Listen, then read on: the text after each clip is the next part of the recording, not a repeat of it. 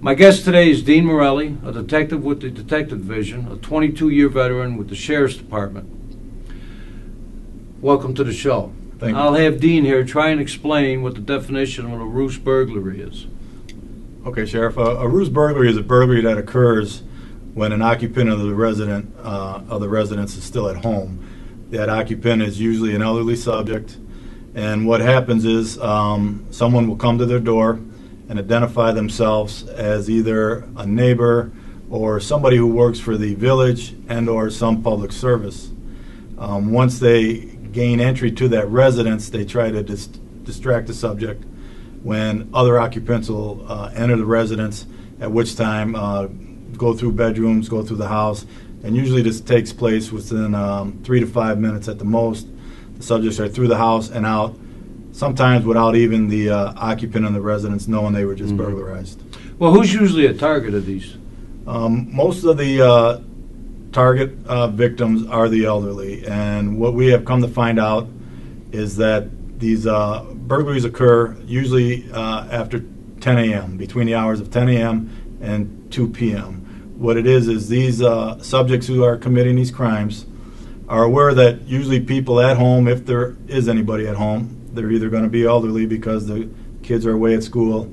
Most people who work are at work at that time. So the elderly are usually at home at that time, and they are usually the victims of these crimes. I know that most people probably watching this think, well, they'll never get me. Right.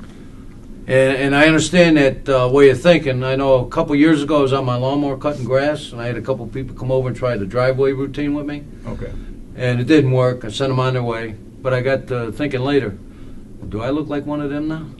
I mean, do I have victim on my forehead? Well, unfortunately, on a lot of these cases, like I said, it's an elderly victim who is a very trustworthy person. Somebody comes to their house, and like I said, they'll identify themselves as a neighbor. So they're thinking, hey, this is my neighbor.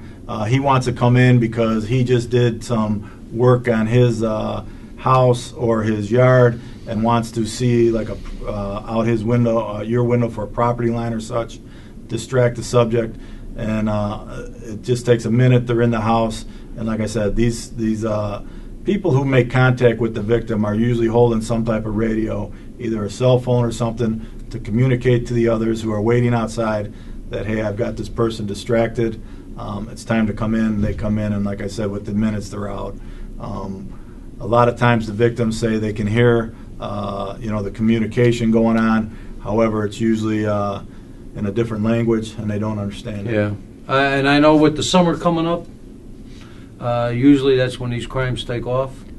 That's usually when there's more people out on the street, and I think the people should be vigilant against these cons. And, I mean, what other advice could you have for them? Well, this time of year, unfortunately, there's not a lot of the driveway scams going on, like you said, they want to do the blacktop. No, they're all at my place. Right.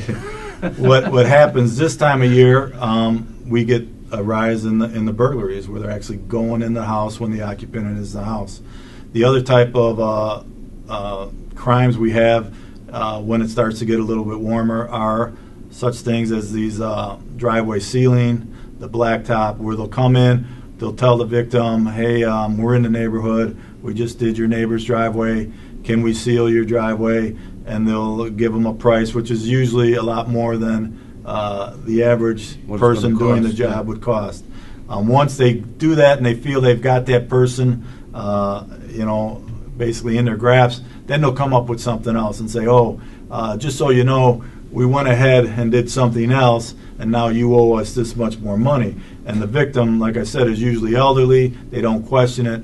Boom, they write another check for sometimes thousands of dollars for a service that has usually never happened, and or it was subpar work.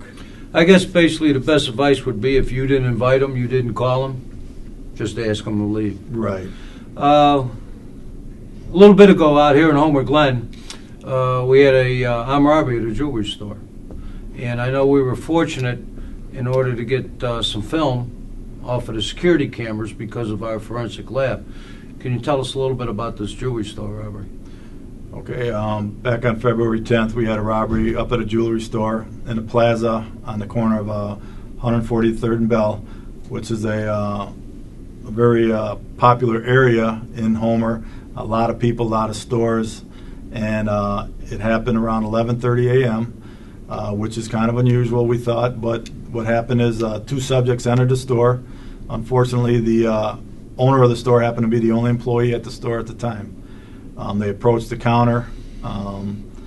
They were there saying they wanted to sell some gold, which is very popular right now with the price of gold. They showed him a couple items that he thought were fake.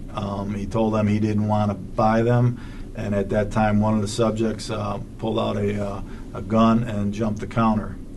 They forced him into the back room, where they notified two other occupants by phone to come into the store, which they did, and the last subject locked the front door. While they were in the store, which was for approximately a half hour, they were able to have the victim open the safe, and they made off with a large amount of jewelry along with some cash out the back door of the store. Now, we have posted photographs, I believe, Yes, we of have. the offenders that we took. Apparently, security camera system, they tried to disable it and destroy the hard drive. Is that correct? Correct. What happened when they were in the store, they asked the owner for the tape or the surveillance video. Obviously, they could see throughout the store. The store did have surveillance cameras. When they asked him for the tape, he said, there is no tape these days. It goes to a computer. So once they were advised that, they then went ahead and destroyed what they thought was every computer in the store, his tabletop, hard drive, and a laptop that he had there. However, we were able, through our, our computer guys, forensic lab. they were able to take that computer, whatever they did, they were able to rebuild it, whatever they had to do.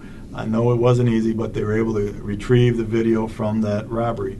And like I said, it does show the two subjects coming in. It shows the two subjects coming in later, and it also shows some good photos. Unfortunately, they are wearing glasses and hats, but I think these subjects eventually will be identified by somebody calling from outside. Yeah, I think that's what's going to happen. And I give credit to the people that work in the computer forensics lab, able to do that. I mean, they gave us, two 15-second segments that we were able to look at? Right. There's about 5 minutes, I think, of the whole video. Unfortunately, during the robbery, one of the offenders asked the owner about some lights. He wanted to turn them off to make it look like the business was closed, I believe. They had the front door locked.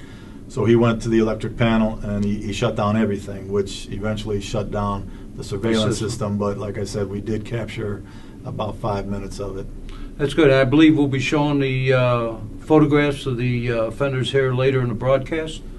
Right now, I'd like to thank everybody for watching today. I tried to make Detective Dean Morelli smile, but obviously he didn't want to do so. But I would like to thank he for giving us this information on the Roost burglaries and the armed robbery, and have a pleasant day.